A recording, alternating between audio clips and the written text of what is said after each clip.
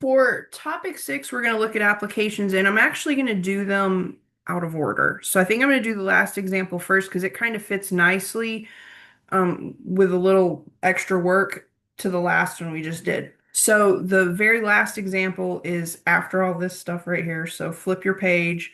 So example 9 actually goes really, really well with example 7, although example 9 has some more work. So I want to do it first while the stuff that we did in example 7 is still kind of fresh. Okay.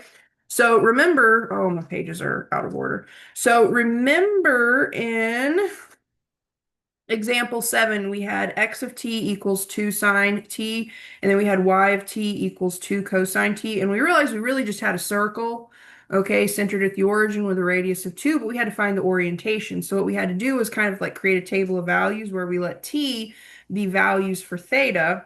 We got successive values for t, so we did 0 degrees, pi over 2 degrees, pi degrees, or was anybody going to stop me? So we did 0 radians, pi over 2 radians, pi radians, and 3 pi over 2 radians. So that gave us successive values of t, which allowed us to find the orientation. Okay, so we're going to kind of reverse that whole process here. Okay, so again, we're going to skip example 8 for just a minute. We're going to look at example 9. So example 9 says find the parametric equations for the following plane curve. Okay, so we have this little situation here, but I really need to point out something that is a little bit hard to see. It looks at first like it's just a fuzzy sort of pixelated picture, but what you're really dealing with is orientation. So these are actually your arrows that indicate the orientation. It indicates the direction we're traveling along this path. Okay. So again, it's not just a fuzzy picture. So make your arrows a bit more dramatic and easy to see. Okay. So with all that said, let's get to it. Now we can see here we're for sure dealing with an ellipse. Okay. So this is most def an ellipse. Whoops. Let's go back to the black marker. So this is certainly an ellipse, okay? And so what I hope you remember, especially from examples 6 and 7, is we have these equations, these parametric equations. You're going to see them a lot, and they indicate an ellipse, okay? So you can have x of t equals a times sine of t, and y of t equals b times cosine of t, okay? And we have basically two options here, okay? And it all comes down to the orientation, okay? So we know that we have A and B are going to be 3 and 2, okay? So let's say we let A equal 3 and B equal 2, okay? Well, we have to understand the orientation, so we have to be really mindful of how this is going to play out. So we're going to have to try something, and then we're going to have to like tweak it and try something else, okay?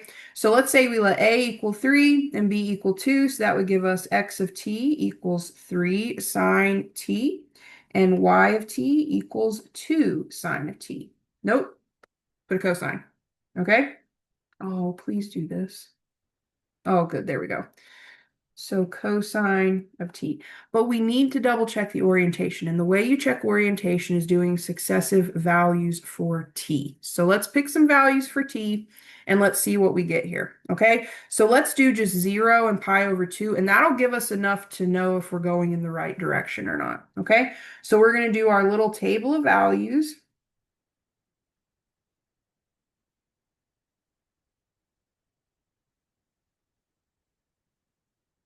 And if we find that we're not in the right orientation, we're going to have to kind of go back to the drawing board and try something new, okay? So let's try 0 and pi over 2. As long as we have two values for t that are successive, like one in, like in order, I guess is what I should say. It's late and I can't even, words are hard, right? So as long as we have at least two values for t that are in order, that'll give us enough to indicate if our direction follows the path in this picture, okay?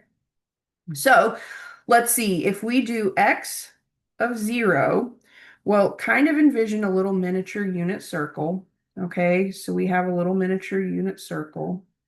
We have 0 radians, and at 0 radians, we have the ordered pair 1, 0.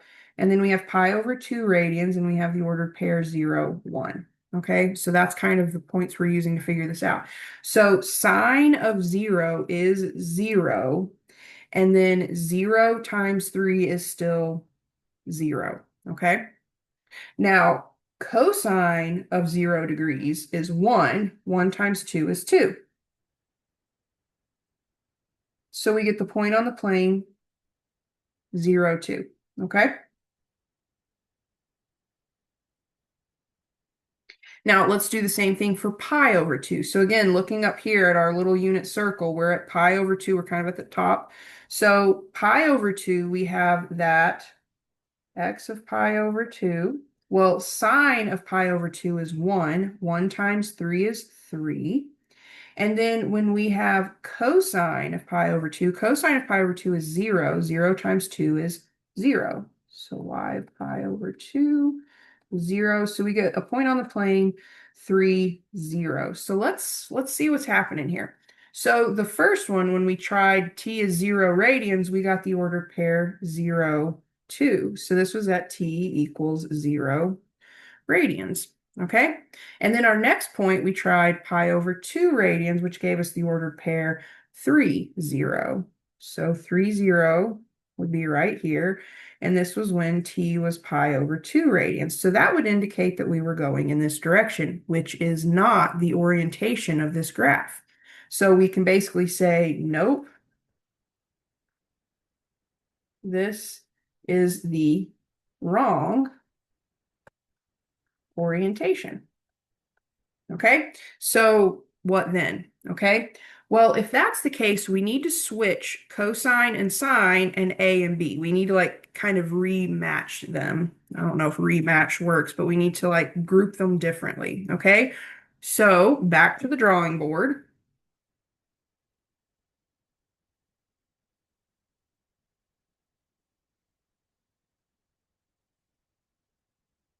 What if we still let A equal 3 and B equal 2, but we say x of t equals 3 times cosine of t, and y of t, let me write that down here so we have room, and y of t, whoops, is it going to switch?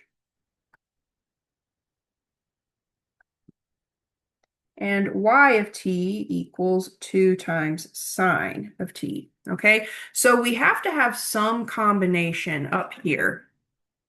I'm just barely off the screen.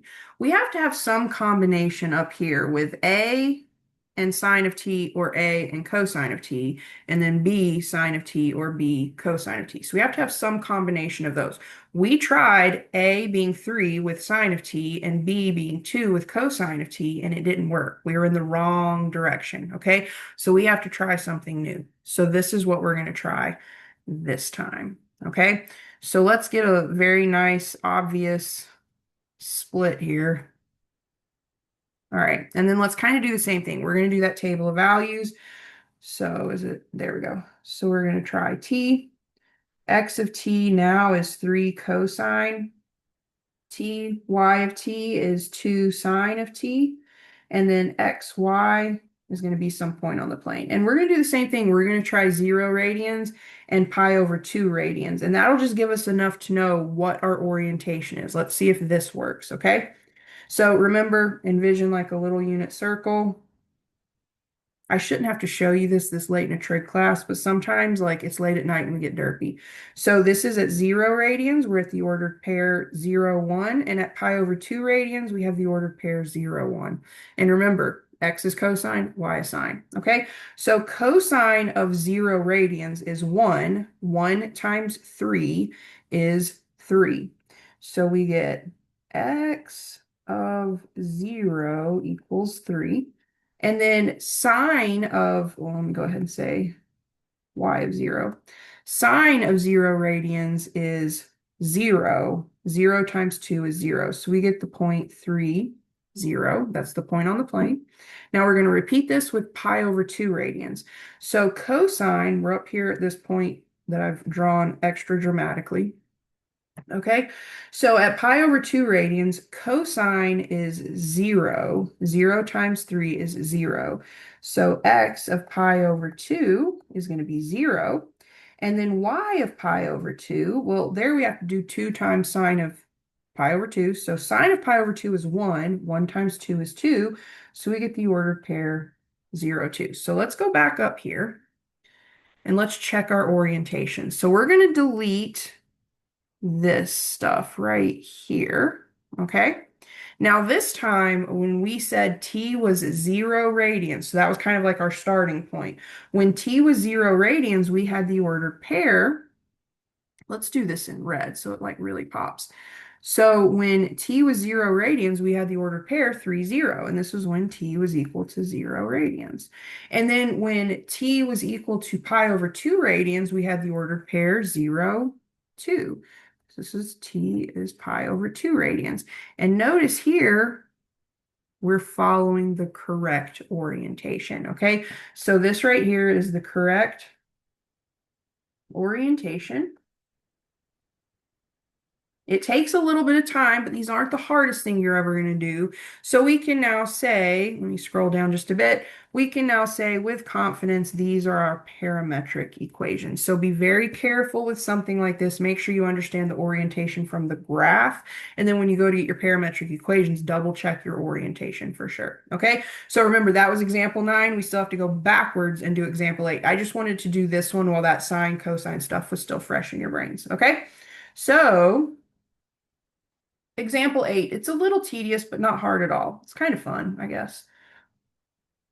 Okay, so we're officially doing topic 6 applications. Again, we cheated and did one application first just because it kind of fit with what was fresh in our mind.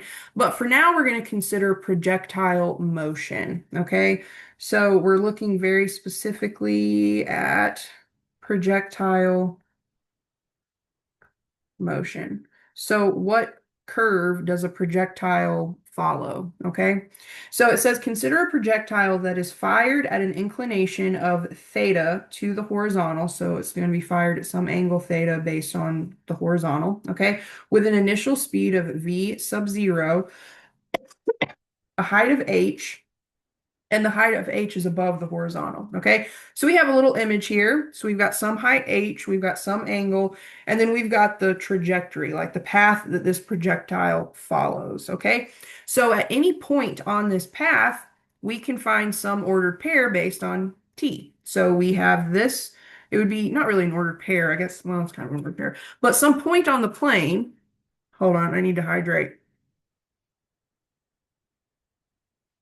Done a lot of talking tonight. So we have some point on this projectile's curve, okay? And it's going to relate to some parametric equations, x of t, y of t, okay? Now, what are x of t and what are y of t? Well, I'm here to tell you. Okay, so we have parametric equations of the projectile's path, and they are as follows. X of t equals v sub 0, that was the initial speed, times cosine of that theta, that inclination, that angle of inclination, okay? And then you multiply that by t. And then y of t, it looks crazy, but it's really not that bad, so just take a deep breath. Okay, y of t equals -1/2 times g. I'll tell you about g in just a second. So -1/2 times g times t squared plus v sub 0 times sine of whatever that angle of inclination was times t, and then plus h. So this seems like a crazy, crazy, crazy mess, but it's really not that bad. Okay, now g is the thing that we really need to talk about. So G is called the gravitational constant, okay? And the gravitational constant is going to be one of two things depending on what system of measure we're in. Are we in the metric system of measure or the British/English system of measure? And it's all about meters in seconds or feet in seconds. So if you're given some speed or some height in feet, you're thinking British, okay? And G is going to be 32 feet per second squared. Now, if all of that information was given to you in like meters or kilometers or something like that, then we would be talking metric system, and G would be 9.8 meters per second squared, okay? So keep those in mind. Those are given, okay? Now, Let's talk about our example. So, in our example, it says someone hits a golf ball with an initial speed of 150 feet per second, think British, okay, at an angle of 30 degrees to the horizontal. So, this right here is V sub zero, and this tells me that we're in the British world, the British measurement system. So we're going to use G is 32 feet per second squared. Okay. And then we have our angle here, theta. Okay. So we have to go and do a lot with this. We're going to answer quite a few questions. And in just a bit, we'll draw kind of a picture. I can kind of draw the picture now. I think I'm going to do it here because it'll kind of fit with part B. But basically, you're a golfer. Okay. You hit some ball. The ball initially starts down here. So we've got our golf ball. You're going to hit it at some angle. So this is 30 degrees. And then the ball is going to do this. And then eventually the ball is going to end up over here. Okay, that's sort of what's happening. So let's think about this. Someone hits a golf ball. Well, we're not going to be hitting the golf ball from the sky. We're not going to be hitting the golf ball off a shelf above our head. We're going to be hitting the golf ball from the ground. Okay, so I'm going to put here somebody hits a golf ball from the ground. And if we're hitting this golf ball from a ground, the height in this formula, the h, is just zero. Okay. So keep all that in mind. Now, find a parametric equation that describes the position of the ball as a function of time. And we actually have two equations. This should say find parametric equations because we need our x equation and we need our y equation. Okay. So x of t is equal to v sub 0 times cosine of theta times t. Okay, well, v sub 0 is your speed. So our speed is 150 feet per second. So we get 150 times cosine of the angle of inclination, which was 30 degrees. So cosine of 30 degrees, all of that times t. So let's clean that up a little bit.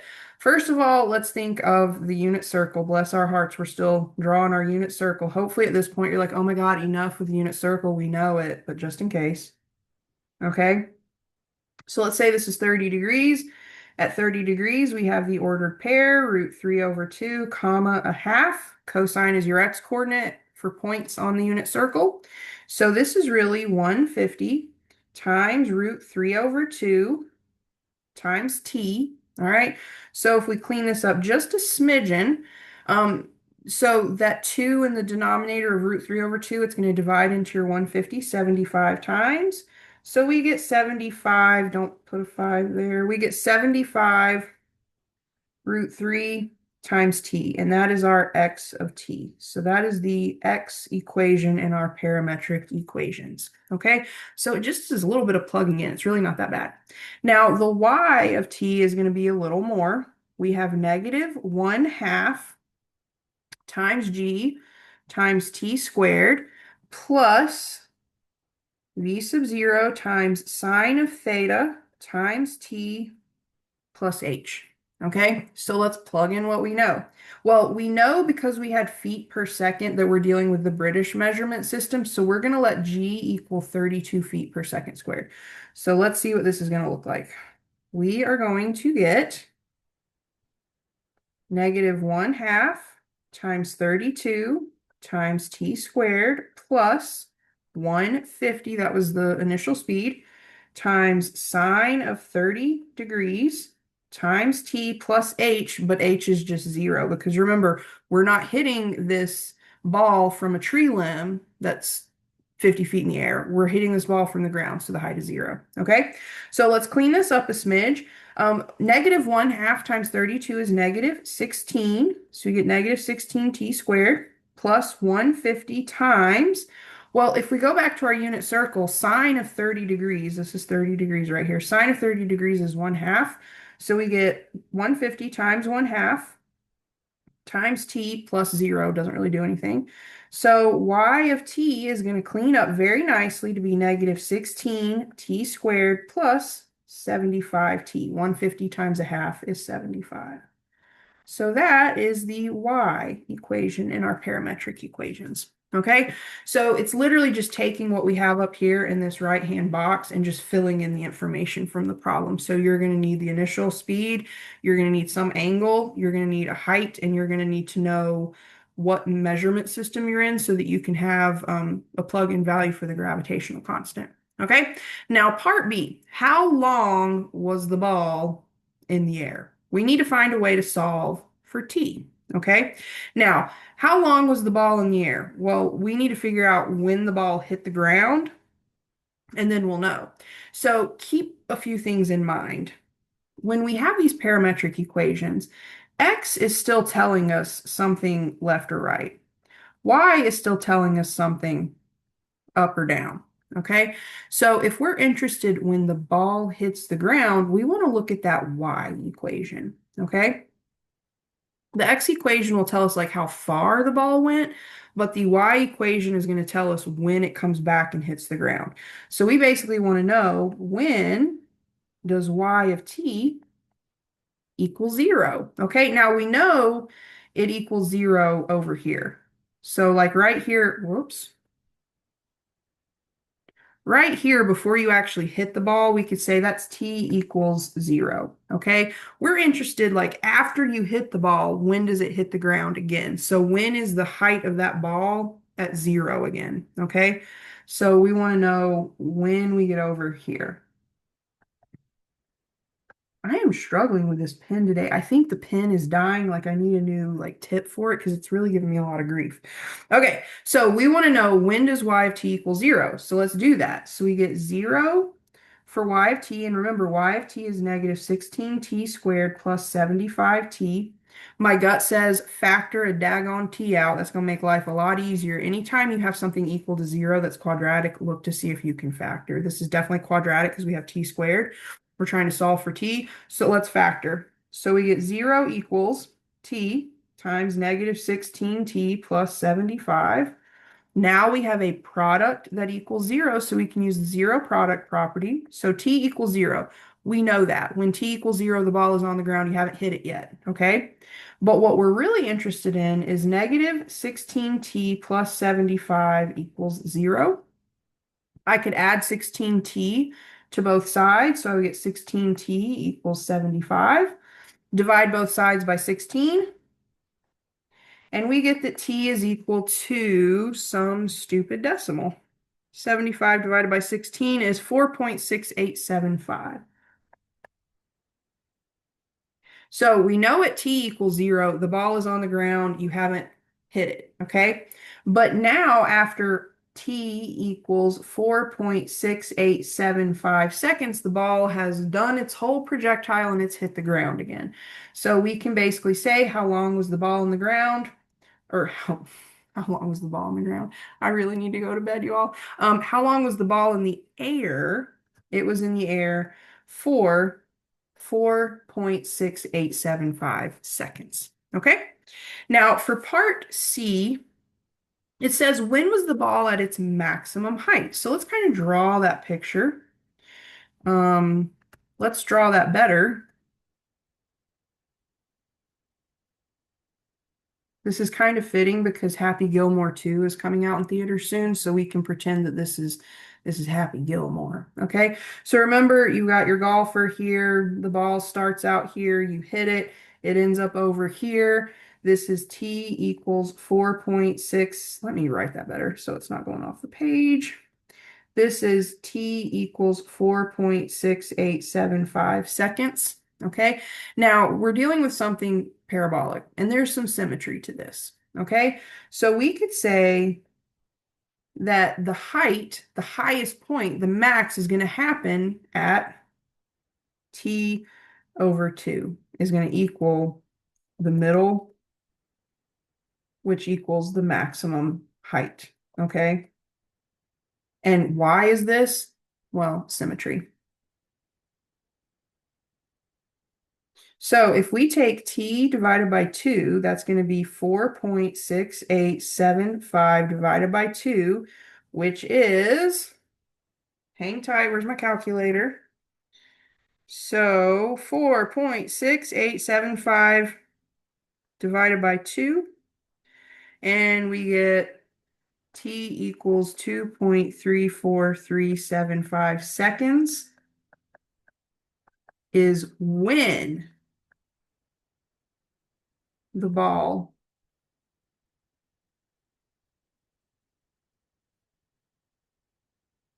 is at its maximum height. So we know the ball is going to reach the highest point of its trajectory in 2.34375 seconds. Okay. But the question also says, well, what is the maximum height? Okay. So the height of the ball is that y equation, right? So basically what we want to do is we want to figure out what y of 2 point blah blah seconds is. So to find max height, evaluate y of 2.34375. Now, you can do this on your calculator because the equation for y wasn't really that bad. So we get y of t equals negative 16t squared plus 75t.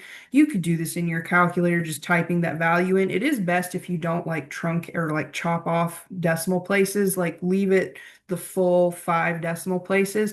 So you can store this value into your calculator for x and then go from there. Or like honestly, it's not even that hard to just type it in. So we've got negative 16. And then we had 2.34, what was it, 375 squared plus 75 times 2.34375. Hit enter and we get 87.89. Now, if you wanted to store that, you would do 2.34375, hit the store button, which is directly above on, and then tell it where you're storing it. Oh, we don't want that. Hold on. Let's change our mode back to function. So we were in parametric. We're going to go back to function. Okay, so clear that out. And then we're going to go 2.34375 and then store. I guess you could have left it T. It doesn't matter. I don't know why. I guess my like need to go to bed brain was like, oh my God, it's a T. You probably could have left it. But anyway, um, so we have 2.34375. We're going to store that for X, and then you can just type in negative 16 x squared plus 75x, and you're going to get the exact same thing. Okay, so it doesn't really matter how you do it. I think the time it takes me to plug the value in and store it, I could just have typed the equation in with the 2.34375, but it's up to you. So anyway, there we have it. That is the height. So we could say that this equals 87.89 feet. So let's just sum that up. The max height of 87.89 feet occurs at 2.34375 seconds. At this point, it would be appropriate to round it to like 2.3 seconds, but when you plug it in, you want to plug in everything. Otherwise, you're going to get round off error. And that would be kind of like the in summation, okay?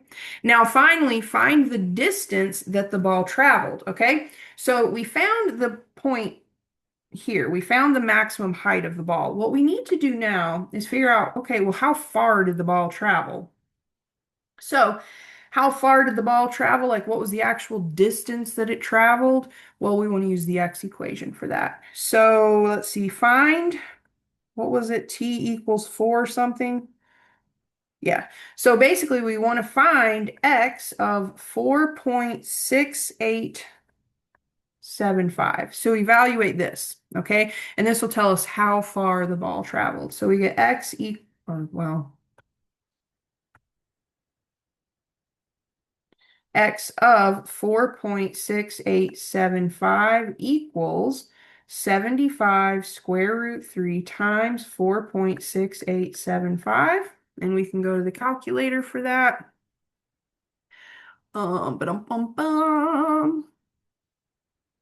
So we would say 75 square root 3 times t, but t is 4.6875. Whoops, 75. And we get that the ball traveled 608.92 feet. Okay. So 608.92 feet is how far the ball traveled. And my dog's about to start barking. 4.6875 seconds. Okay, so again, X gives you like the distance, like the like full distance, and then H gives you like the height. Okay, so that's what's happening. This ball traveled a total from its starting point to its ending point, 608.92 feet. And y'all, I am feeling something. This is our last problem, our last example. And of course, my dog is going to end with a show. What's up, girl? Go back to bed, sister. She is so cute. I wish you all could meet her. But anyway, that's it. So this has been a very, very long night. So I know these final videos were maybe not the best they could be. My dog is like flipping me out. She is mad. When she growls, game over. Anyway, I have thoroughly enjoyed, I don't want to say I've thoroughly enjoyed. It's been very long nights and very tiresome, but I feel like I've made a lot of progress with making these videos. I'm very happy. It was a very productive time. I hope you all have learned oodles and oodles. My mission is for you to come out of this class smarter than when you came in. So hopefully you've learned a thing or two. All right. That's it, y'all. Like 975,000 minutes of videos, and here we are. Take care.